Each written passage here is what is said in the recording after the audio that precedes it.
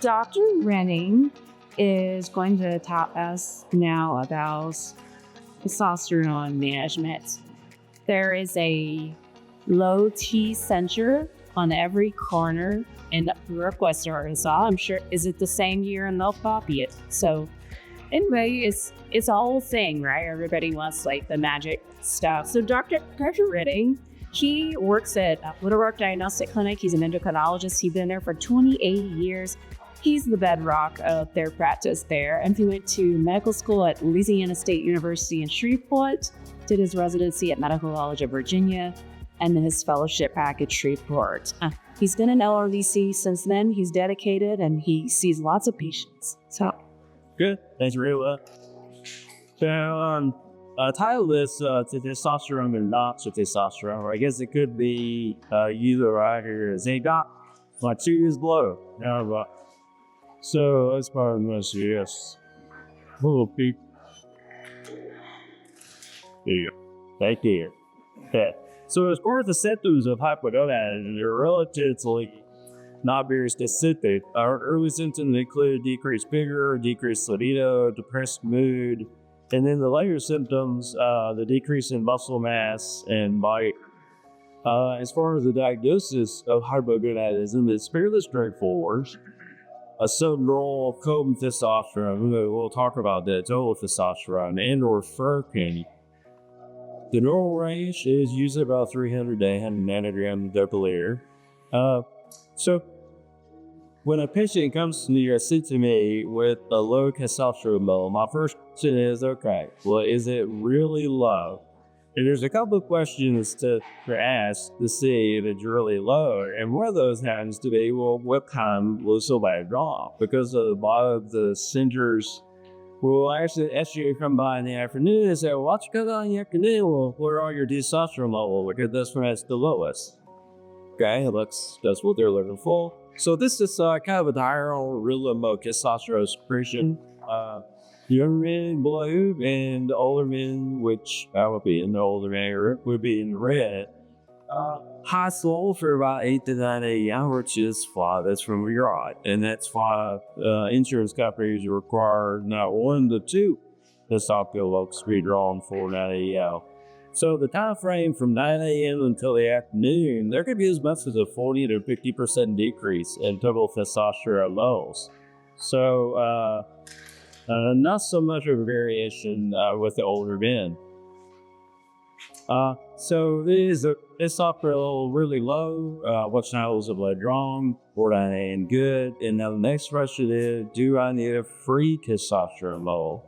And the answer is more than likely yes. As a matter of fact, at our clinic, you cannot order a total testosterone alone without getting a free testosterone level. This is just a slide that represents, well, what am I getting when I get a total testosterone level? And what you'll see is about 50 to 60% of the testosterone is tightly bound to sex hormone binding globulin, which is unavailable.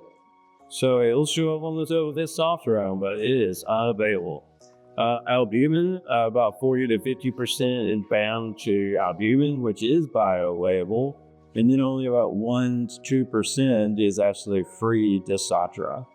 So when you look at the slide, immediately you start thinking, well, if I increase the sex hormone binding globulin, I'll increase my total testosterone, but do I necessarily increase the free testosterone? The answer is no. And those men, they may have a normal total testosterone level, but their free testosterone level may be low.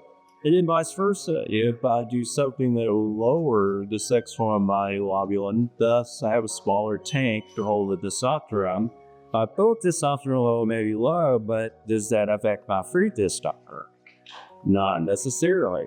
And those are men that may present with a low total testosterone, but not necessarily low free testosterone.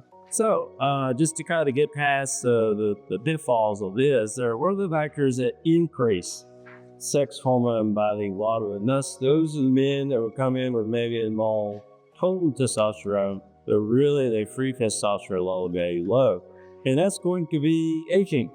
Not really a specific mechanism there. There's just an aging increased production. Hypogonadism, there will an increase in like a panic nuclear gene that causes an increase in production of sexual blood. Liver disease also an increase in production. HIV is actually the same pattern that you see in aging. So it's referred to as more of an accelerated aging, but HIV.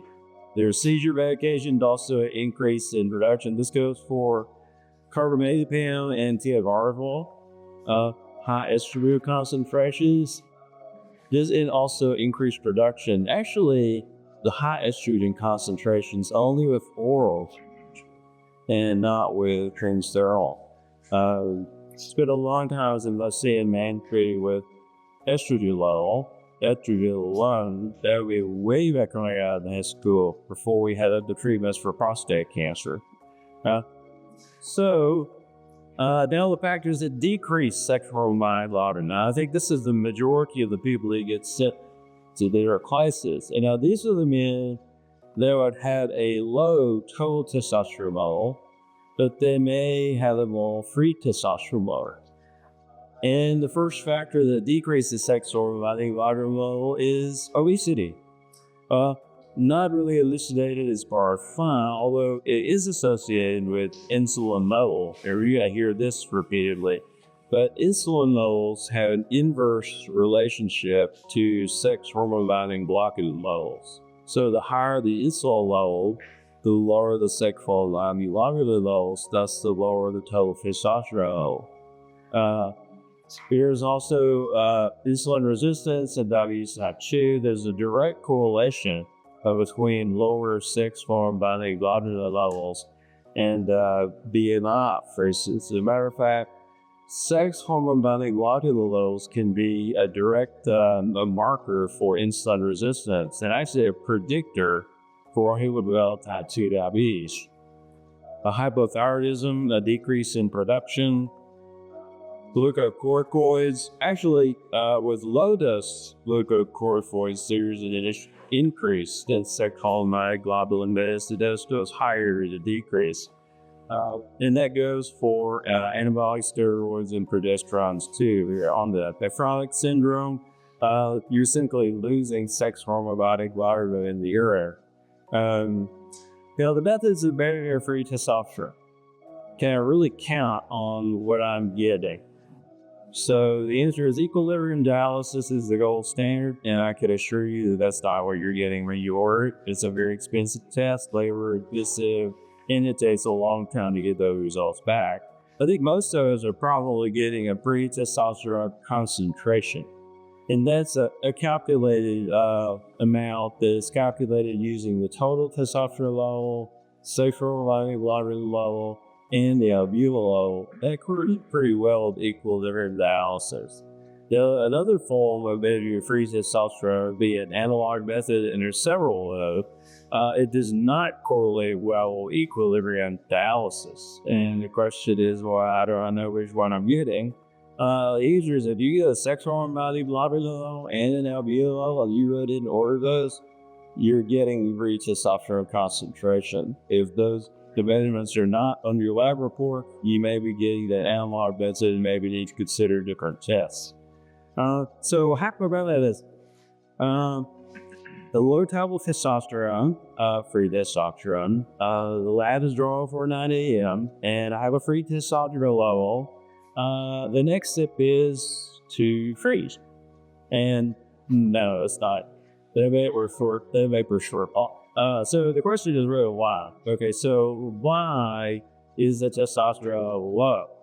And we'll revert back to this. This is just normal physiology, kind of starting at the hypothalamus. So hypothalamus secretes GnRH, and that stimulates the gonadotropes to make FSH and LH. LH stimulates the Sertoli cells to make sperm, and also inhibin protein that feeds back to gonadotrope cells as a pro-negative feedback. LH stimulates the Leydig cells to produce testosterone. Testosterone then is the negative feedback to the hypothalamus.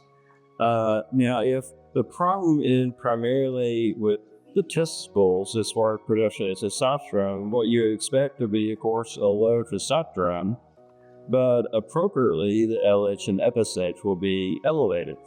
And we have secondary hypogonadism, meaning the pituitary gland is the issue. We'll have a low LH and FSH, and since you're not making that, we'll have a low free and total testosterone. So secondary hypergonadism. I'm going to hit primary hypergonadism first to probably see less of this. So we have a low total or free testosterone, an elevated LH and FSH. And then the most common cause of the primary hypogonadism is, figure into the end. Got you to eat it. Wow. Yes. Okay, we're to the end. You will be the endocrinologist. So the paralysis is actually more common than you think. About 1 of 400 to 1,000 men are affected by Klinefelters. 50 to 75% go undiagnosed during their lifetime. So more go undiagnosed than are diagnosed. So that's easier to teach me. And the reason to make the diagnosis is not usually to get testosterone replacement therapy or for fertility, but because there's an increased risk in ischemic heart disease, blood clots, pulmonary embolism, COPD, osteoporosis, about a 50-fold higher increase in breast cancer, and there's a higher risk in autoimmune disorders. Just as a little bounce back to the Klinefelters, because that's exactly what Dr. E is, that Klinefelters is not a predisposing factor, although the older one is getting pregnant, there's a little bit of an increase, but basically what you end up with is rather than 1X and 1Y, you end up with 2X's and 1Y. And all of the cells thereafter have 2X's and 1Y. There is a mosaic form, only comprised by 10% of Klinefelters, and they come out with an X and a Y. Somewhere along the process of development, one line of cells develops 2 X's and a Y, and the other is the 1X and 1Y. And these men will be not affected as much. So, this is a picture. So, and I put this on social media, but people put anything, but this is a guy with Klinefelters, and when I look at the picture on the left, I'm not really struck by, this guy must have Klinefelters, which is probably why he goes undiagnosed. I don't see significant gynecomastia, I don't see, kind of long arms, short trunk, but he has Klinefelters, and the picture to the right is sprinkled some testosterone, throw him in the gym, and there you go. A lot of the times when I see Klinefelters is actually for fertility. The urologist will perform sperm count is 0. They'll get their lab, elevated LH at the stage, look at testosterone, you need to go see an endocrine person. And then sometimes as a young man, I see the gynecomastia as a presenting problem. Other causes of primary hypogonadism would be the mumps. Measles, mumps, rubella vaccine came out in the 1960s. It was combined as the MMR vaccine by 1971. And this is an autoimmune process. You get exposed to the mumps, the immune system kills the mumps virus lands on testicular tissue, the immune system attacks and kills all testicular tissue. You really only need about 10% of what you're born with to get through puberty and have children to get into adulthood. So you can lose a significant amount of testicular tissue and still remain normal. So as time goes by, though, testicular function decreases. And if you lost a lot of your reserve of the mom, now you're going to present with this primary hypogonadism. Radiation therapy primary for leukemia and lymphoma, and this is despite shielding that there we have developed a primary hypogonadism. Alkylating agents used for treating multiple myeloma, head and neck cancer, lung cancer. Saran, I've never prescribed this. African sleeping sickness and river blindness. It's a parasite. Ketoconazole directly inhibits the production of testosterone. Chronic illnesses, will create a decrease in testosterone production, and there's also secondary costs to this too. So there's components of primary and secondary hypogonadism with chronic illnesses. There's some other primary forms such as testicular torsion, anatomic issues, trauma, autoimmune, and also idiopathic. We always talk about. Secondary hypogonadism is probably a little bit more common. There's a low free and peripheral testosterone, low FSH and LH, and then it causes sleep apnea. Probably one of the more common causes that I see, and the gonadotropes to make LH and FSH are pretty much quenched. I mean, if there's any problem going on in the world, they stop producing LH and FSH. And with sleep apnea, you have fragmenting sleep, decreased REM sleep, and of course hypoxia. Ways are becoming hypoxic is a fairly stressful and so low LH and FSH production. It is interesting to note that if an individual does have sleep apnea and that is untreated and is given testosterone, sleep apnea will worsen. Another reason to diagnose this. So obesity. There's a male obesity secondary hypogonadism diagnosis in mind. And what that deals with is fat cells had an enzyme aromatase that converts testosterone into estrogen. The estrogen then feed back to the hypothalamus, which is negative feedback for LH and FSH production. So the more fat cells that you have, the more estrogen you will produce. There's another, I'm not going to steal our PM's talk, but adipose cells, adipose cells secrete leptin. The more adipose cells you have, the higher the leptin level. And with those high leptin levels, the leptin receptors downregulate, so there's decreased cellular signaling. There's something about that decrease in cellular signaling with leptin that decreases the LH-FSH production. Type 2 diabetes, 25% of type 2 diabetics had hypogonadotrophic hypogonadism. Pretty common, 1 in year. It's associated with the obesity and the causes that we just talked about, but also diabetics are in that group also. And that's got to do, again, with down regulation of signaling in the cell related to insulin receptors and leptin receptors, causing a decrease in production of LH and FSH. Hyperprolactinemia. Pituitary, that's targeted in itself, but pituitary adenomas can increase prolactin levels. As we know with nursing women, prolactin inhibits the release of LH and FSH, thus no reachful cycles when nursing in general. So pituitary adenomas can actively secrete prolactin in a prolactinoma. In that case, the prolactin levels will be pretty high, at least greater than 200 or 300. Although a pituitary adenoma can interfere with normal feedback mechanisms, resulting in an elevated prolactin. The normal production of prolactin is prolactin cells are constantly turned off to make prolactin, unless they're told not to. And that not to is dopamine. So dopamine filters down from the hypothalamus, hits these cells and says, don't make prolactin. Now, if anything interferes with that communication, the cell are going to make prolactin. And that adenoma just anatomically can interfere with that communication, thus the cells make prolactin. Usually, prolactin levels fairly low, 30, 40, 50, but not like the prolactinol, which is much greater. These other medications are basically related to a decrease in, it's an antagonist, a dopamine antagonist. So the antipsychotics, and for gastroparesis, Ritalin, glucosamine, domperidone, methyl-dopa, verapamil.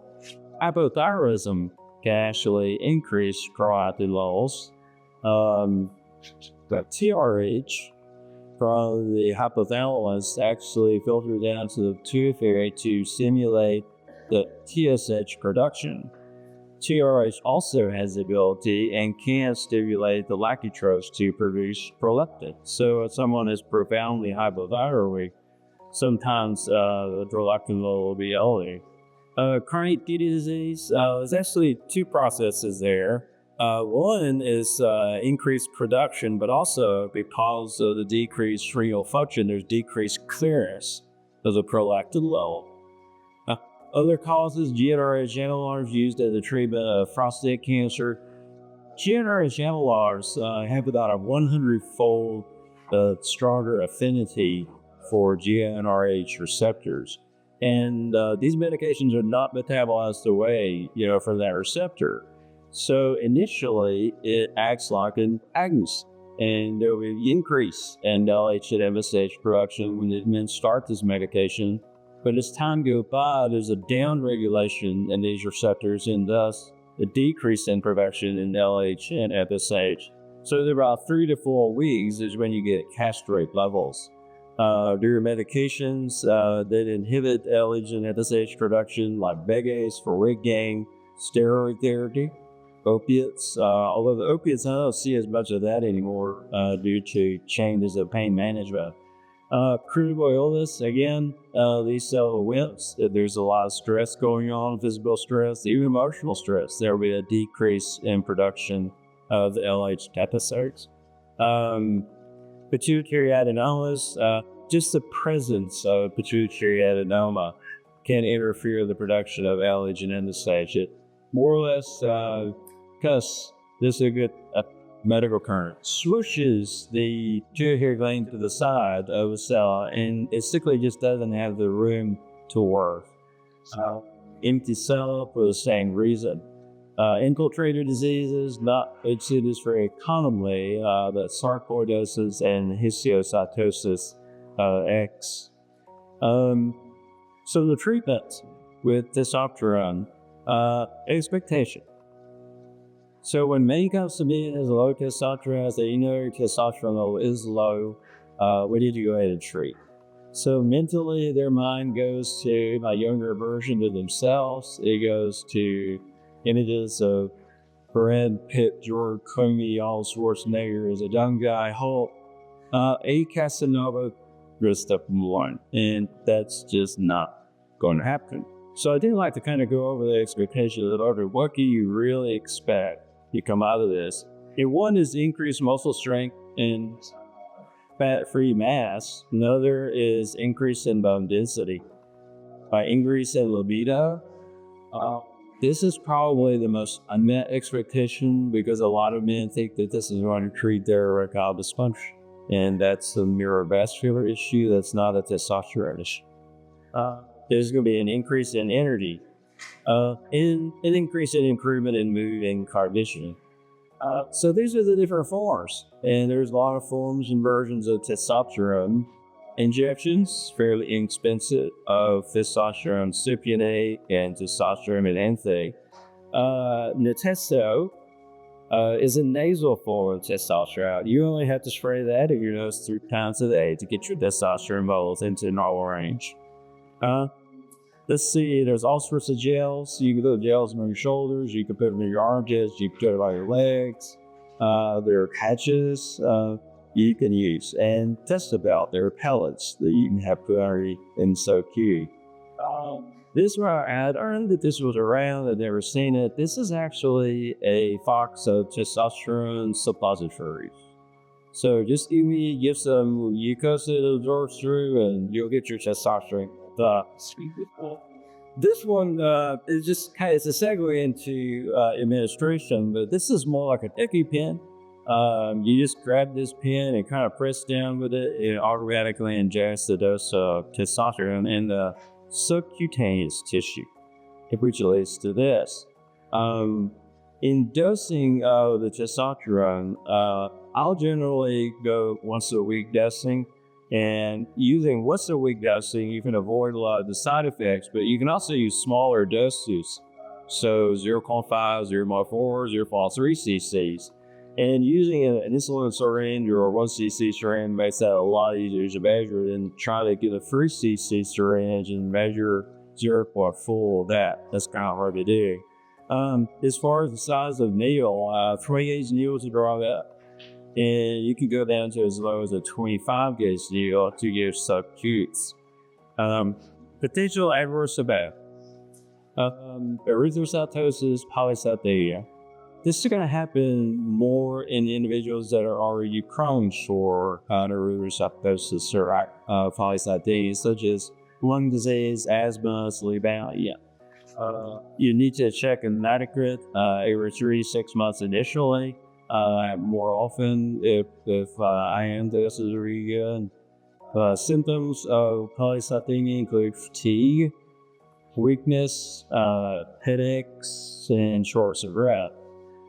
Prostate cancer. Does it cause prostate cancer? But if it happens to be there, it's like gas on fire. So I work at a baseline PSA, then at 3 months and a year thereafter. If the PSA increases greater than 1.4 nanograms per milliliter or greater than 4.0, send to the urologist. BK symptoms can worsen, although in some cases BK symptoms actually improve. Acne, this is primarily in younger men. There's some special adverse effects using testosterone endocrinology. I've actually never used this. This is one of these extended release preparations. So 750 milligrams, the second dose 4 weeks later, and then it's every 10 weeks thereafter. Pulmonary oil microembolism is a complication, occurs about 1.5 out of 10,000 injections, and anaphylaxis also refers. Methyl is a wall agent causing hepatotoxicity. If you guys are old enough to remember Lala Zato? No? Okay, that's Eddie. Yeah. Okay, football player Raiders, okay, he did the all, so. Street SR, it's a bubble form. It's actually no longer available in the United States. Before I get into this study, there are some concerns from the VA studies. Through 2012, 2013, it said that there may be an association with cardiac events. And these studies are primarily chart review studies, so that raised the question of, okay, are we creating a problem here? So, the testosterone trial was started. The testosterone trial came out in 2016. Sorry, I don't have a slide on this. But basically, they did 7 studies in one. 7 placebo-controlled studies in one study. They had some very strict criteria as far as admission. To get their 790 men, they had to screen 51,000 men to get them, and some men above age 65. And what they found in summary was there was an improvement in mood. There was an improvement in ability to exercise and exert as far as the walking distance. There was an improvement in libido and sexual activity. There was an improvement in hemoglobin level or anemia. There was an improvement in burn density. And the other thing had to deal with the cardiac endpoints. There were no increased incidences of cardiac endpoints as far as events. However, there was a thickening of the non-calcified vessel blockages, and we don't really exactly know what that means, although that's kind of what was found. Since then, there have been a number of other studies, and this is just kind of one of them. I'll probably, I can't read that, I'll read this one. So this is about 5,000 men. I was sitting down at the conclusion. In middle-aged men and older men with hypogonadism and pre-existing cardiovascular disease or increased cardiovascular risk, daily treatment with transdermal testosterone for approximately 2 years was non-inferior to placebo with respect to incidence of major adverse cardiac events. All of these studies deal with daily topical. Unfortunately, with Medicare population, that's pretty expensive unless they have the right insurance. I really don't hesitate to use compounded testosterone in that situation. compounded testosterone is about 45 a month, 45, 55 a month or so.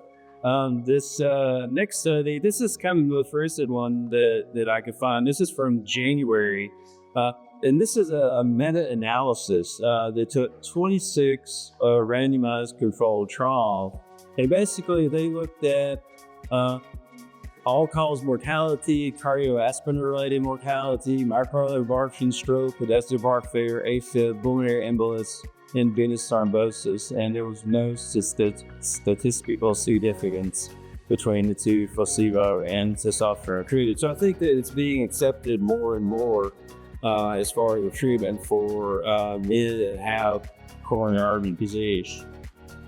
So, see, diagnosis, pitfalls of sexual immunoglobulin, primary versus secondary, methods of treating is pretty sick. And that's what I have for you.